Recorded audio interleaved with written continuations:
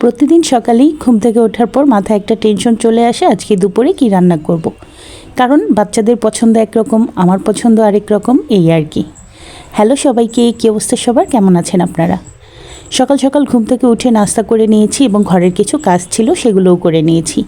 তারপর একটু বাইরে গিয়েছিলাম সবজি আনার জন্য। এখানে পুঁইশাক আর ধুন্দুল এনেছি, আর সাথে কিছু তাজা চিংড়ি মাছও নিয়ে এসেছি।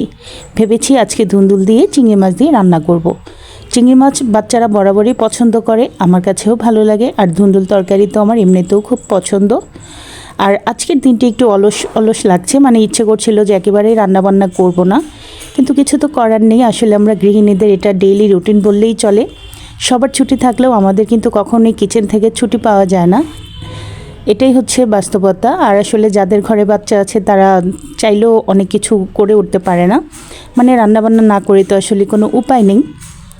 তো আজকের দিনটি মূলত ওইরকমই যাচ্ছিলো, একটু অলস অলস লাগছিল, কিন্তু কিছু করার নেই, রান্নাবান্না তো কন্টিনিউ করতে হবে। তো এখানে আমি চিংড়ি মাছগুলো খুব সুন্দর মতো পরিষ্কার করে কেটে এবং ধুয়ে নিয়েছি, আর সাথে ধুন্দুলগুলো ভালো মতো ছিলে তারপরে পরিষ্কার মতো ধুয়ে নিয়েছিলাম। এবার খুব সুন্দরভাবে আমি এগুলো পিস পিস করে নিচ্ছি, তারপর আমি এগুলো রান্না করব। রান্নার আগে সব কিছু একটু গুছিয়ে নিলে রান্নার ক্ষেত্রে একটু সুবিধা হয়, তাই সবসময় চেষ্টা করি সব কিছু গুছিয়ে নিয়ে তারপরে আমি রান্নাটা করার। তো এখানে ধুন্দুলগুলো কাটা হয়ে গিয়েছে, একটা বোলের মধ্যে নিয়ে নিয়েছি, সাথেই তো চিংড়ি মাছগুলো ধুয়ে ফ্রেশ করে নিয়েছি। এখন জাস্ট রান্না করব। আর পুঁইশাকটাও আমি কেটে বেছে ধুয়ে নিয়েছিলাম। এখন আমি শুরুতেই ধুন্দুল তরকারিটা বসিয়ে দিচ্ছি। এখানে প্যানের মধ্যে তেল দিয়ে আমি চিংড়ি মাছটা আগে একটু ভেজে নিব, কারণ ভেজে নিলে আসলে খেতে একটু ভালো লাগবে বেশি, তাই ভালো মতো একটু ভেজে নিচ্ছি। হালকা একটু ভাজা হয়ে গেলে এখানে আমি পেঁয়াজটা দিয়ে দিব, তারপর একে একে সমস্ত মশলাগুলো দিয়ে আমি ধুন্দুলটা রান্না করে নেব। মূলত ধুন্দুল তরকারিতে আমি অনেক বেশি মশলা ইউজ করি না, খুব সামান্য পরিমাণ হলুদ এবং লবণ দিয়েই আমি নর্মালি রান্না করি, আর কাঁচামরিচ ইউজ করি, এখানে কোনো গুঁড়া মশলা দিই না আমি। তারপর এখানে মশলাটা কষিয়ে ভালো মতো চিংড়ি মাছটা আমি কষিয়ে নিয়েছিলাম, তারপর এখানে ধুন্দুলটাও কষিয়ে নিয়ে এখানে কয়েকটা কাঁচামরিচ দিয়ে খুব সামান্য পরিমাণ পানি দিয়েছি, কারণ ধুন্দুল থেকে অলরেডি এমনিতেই পানি উঠে যাবে, তাই সামান্য একটু দিয়েছি যেন মশলাটা লেগে না যায়। তো পাশের চুলায় আমার রান্নাটা হতে থাকুক, এইদিকে আমি পুঁইশাক দিয়ে চিংড়ি মাছ সেটাও রান্না করে নিচ্ছি। দুইটা খাবারই আমার খুব পছন্দের, আজকে খুব মজা করে খাওয়া দাওয়া করা যাবে। আসলে মাঝে মধ্যে খুব সাধারণ জিনিসটাও খুব অসাধারণ লাগে। খুব সিম্পল কিছু খাবার দিয়েও কিন্তু অনেক সময় পেট ভরে ভাত খাওয়া যায়।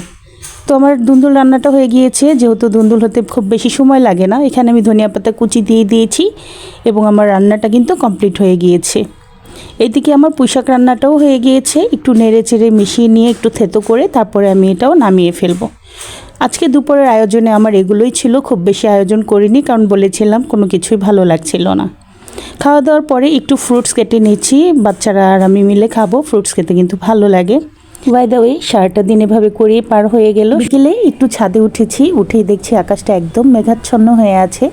কিছুদিন যাবৎ যখন তখন বৃষ্টি চলে আসে, আজকের ওয়েদারটাও ঠিক তেমনই লাগছে। তো আমার আজকের ভিডিওটি ছিল এই পর্যন্তই। দেখা হবে আপনাদের সাথে নেক্সট ভিডিওতে।